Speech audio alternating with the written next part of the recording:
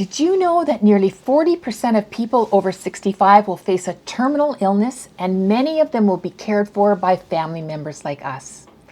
That's a tough statistic to swallow, but it's also the reality that many of us will face. This video is going to be useful for you in two ways.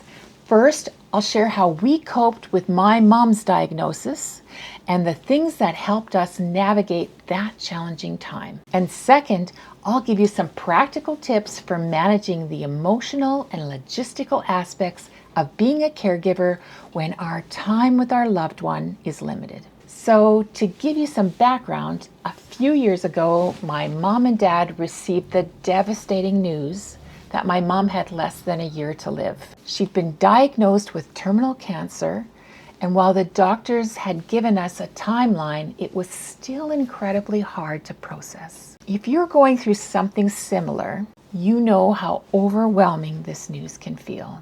The uncertainty, the heartache, and the million questions that flood your mind all at once. What do we do next? How can we make the most of this time?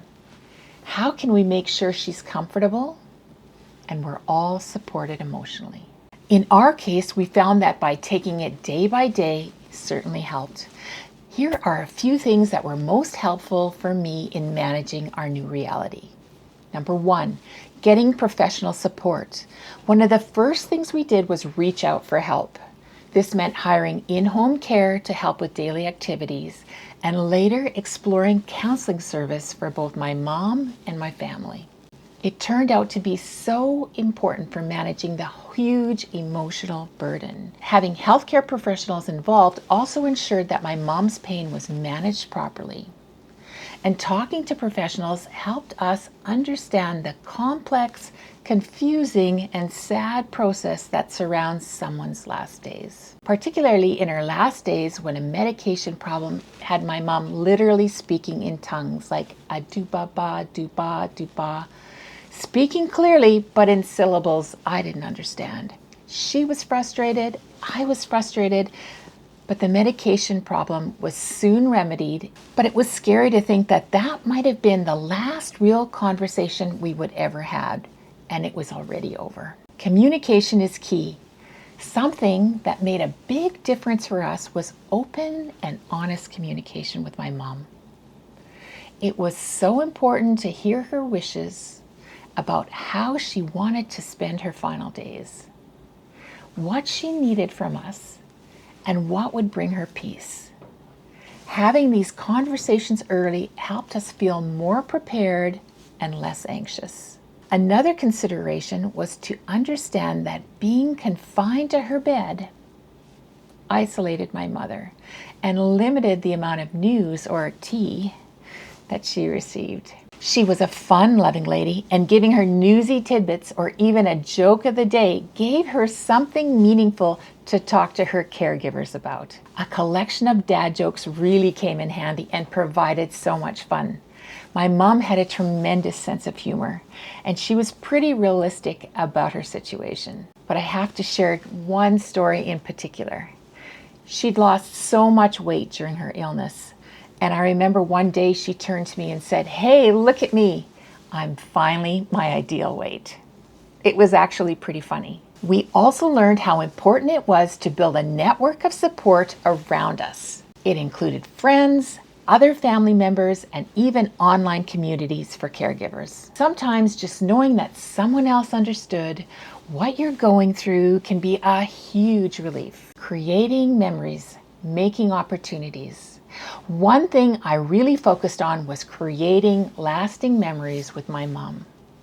We found that taking time to do the things she loves, whether it was watching her favorite shows, cooking together, or simply having a deep conversation, helped us connect and cherish the moments we shared. It was also a time for my mother to let us know how she wanted her personal treasures to be distributed among her family and her friends. I remember that day when she asked me to get a paper and a pen, and she began dictating what her plans were for her jewelry and her other special items. That was a really hard day, but I was glad that I could do it for her. It brought a lot of peace to her, and it brought me peace as well, because we knew what she wanted.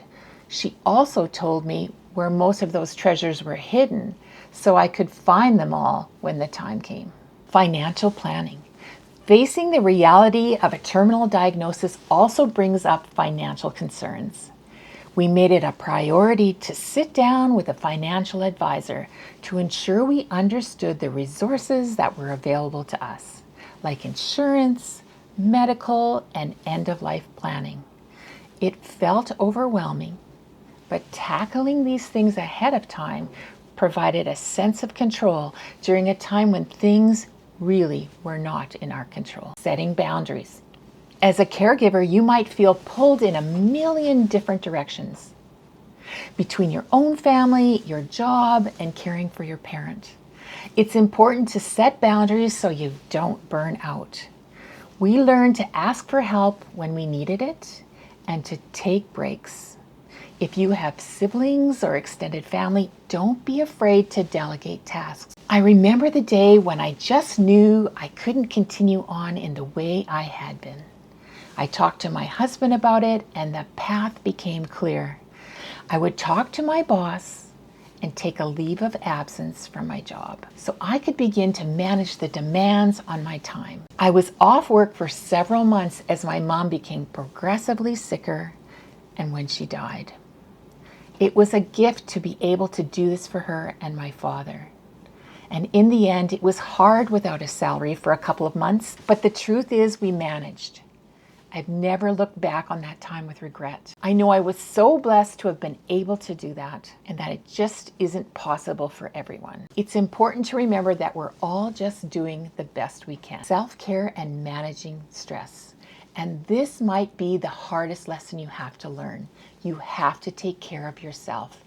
Sometimes caregivers forget about their own well-being because they're so focused on the person they're caring for.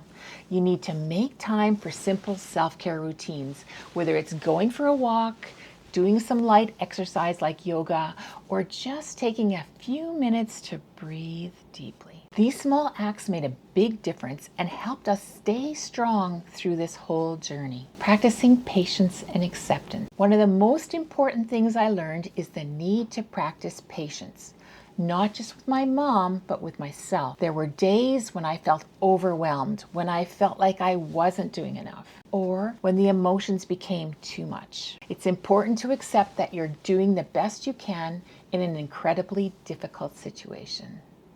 And that's enough. Creating a caregiving calendar. Something else that really helped is organizing everything. We organized it through a caregiving calendar. We used it to track appointments, medication schedules, family visits, and other important dates. Having it all written down in one place helped keep everything from feeling like chaos and allowed me to stay on top of things. Allowing space for grief.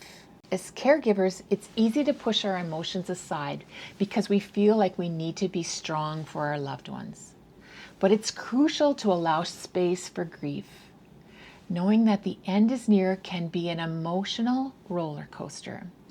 I found that by letting myself cry, talking about my fears, and leaning on others for support helped me process the sadness. It took a long time before I felt brave enough to cry in front of my mother. And I could tell that she was holding off from showing emotion as well. And the day that we cried together was a really important day. So don't forget to acknowledge the emotions. Don't forget to grieve together. Here's a little bit more about me. Like you, I walk this path as a daughter caring for my aging father now. I'm not a medical expert, but I feel a strong calling to share my experiences, my research, and best practices with you. If that resonates with you and you'd like to join this community of caregivers and receive my weekly newsletter, then just send me an email at caregiver@myaccess.ca and I'll send you a free printable PDF of gift ideas for senior parents, whether it's for their birthday, Christmas, or even for little gifts if they're in the hospital, which is the perfect segue to seeking out support groups. We turn to support groups both in person and online. Talking to other caregivers who are going through the same thing was so comforting. sometimes it's hearing that someone else understands your pain that makes all the difference in the world. There are many types of groups who provide emotional support and tips for navigating everything from daily care to end-of-life decisions. I'm going to pause the video here for 10 seconds. If you're getting something out of this video and you want more ideas about how to help your aging parents, then please consider subscribing to this channel. And if you like this video, please smash that like button. All right, let's jump back into the video. The reality of being a caregiver in this situation is constantly shifting, but having clear plans and staying flexible are both essential. It's also really important to take care of yourself during this time, which is something I need to remind myself of daily. Caregivers often forget about their own well-being when we're focused on the person that we're caring for. If you're in a similar situation, please remember to check in with yourself. Take breaks when you need them, ask for help, and don't be afraid to lean on your support system. We can't pour from an empty cup. I know this isn't easy, and there's no one-size-fits-all way to handle this kind of news. But we're not alone in this journey, and I hope that by sharing my experience, I can help you feel a little bit more prepared and supported. If you found this video helpful, don't forget to like it, share it with someone who may need it, and leave a comment below with your own experiences or your own tips. I'd love to hear from you. Take care, and I'll see you in the next video.